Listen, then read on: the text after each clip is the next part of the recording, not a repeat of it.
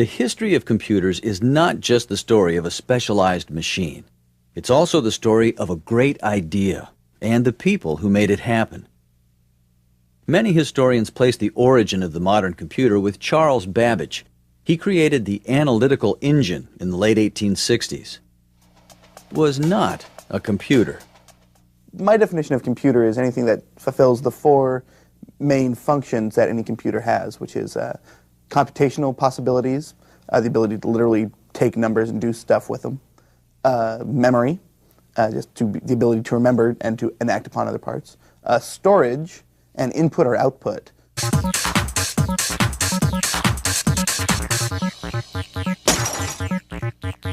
Over time, many people would implement Zuse, a German engineer, completed his Z3 calculator. It was the first general-purpose calculator that was program-controlled, and it worked. It was made of iron rods and wire coils. These magnetic relays acted as switches in memory and computation. The Z3 used a binary system of ones and zeros. Each unique combination of the digits 1 and 0 equal letters of the alphabet, or numbers in the decimal system. A bit is one of these binary digits. The Z3's internal operation was based on Boolean logic, which has simple true and false questions that contain operations like and, or, and not.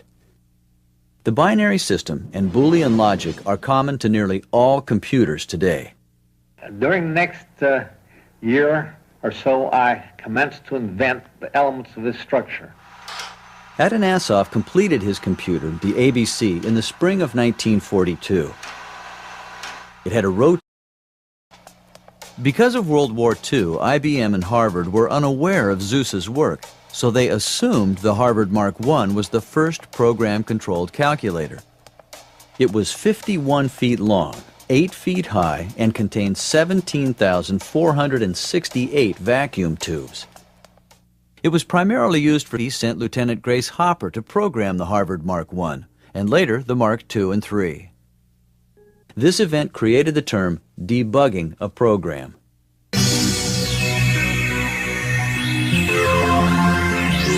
ENIAC was a phenomenal machine.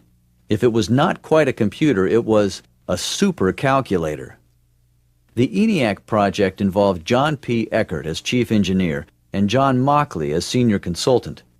They began working on the ENIAC in 1940. Before ENIAC was completed, J. Presper Eckert and John Mauchly teamed up with the famous mathematician John von Neumann to work on a computer they called EDVAC. EDVAC, or Electronic Discrete Variable Automatic Computer, utilized 3,600 vacuum tubes. The first program was run on June 21, 1948. It would be 4 more years before EDVAC was completed. So, in principle, the Manchester Mark I was the first running programmable computer, but Monty Mark I wouldn't operate until February of 1951. Some historians consider another British computer, the EDSAC, to be the first by Maurice Wilkes. Wilkes took a trip to the United States where he talked with Eckert, Mauchly, and others about computer design. And I gradually found myself being gripped by the idea that come what... Back in 1949, J. Forrester conceived of magnetic or iron core memory. A magnet southern polarity. One polarity would represent a 1, called the 701, an electronic data processing machine. They wanted to avoid using the UNIVAC name of computer. The transistor was invented at Bell Labs in December of 1947, but it would take years to refine it for computer use. The first integrated circuit computer for the Air Force. It weighed 10 ounces, but had the same power as a 15-pound transistor computer. But it wouldn't be until 1965 that the integrated circuit, or chip, would...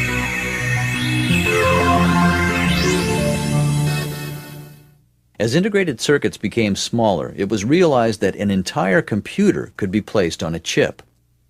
In 1971, Ted Hoff of Intel Corporation produced the first commercially available microprocessor, the Intel 4, a simple program language, and an operating system. The storage problem was overcome by using the IBM floppy disk. The software problem was overcome by two versions of BASIC that worked well on the Altair.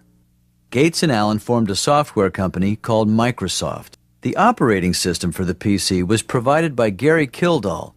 He created CP/M, or Control Program for Microsoft. All the pieces were in place for a personal computer boom. Two founders of Apple were Steve Jobs and Steve Wozniak. They produced the Apple I single-board computer in April of 1970. Power supply and attractive case. It came standard. Weren't interested in PCs yet. The IBM PC came with 64 kilos, or 2,880 fully equipped.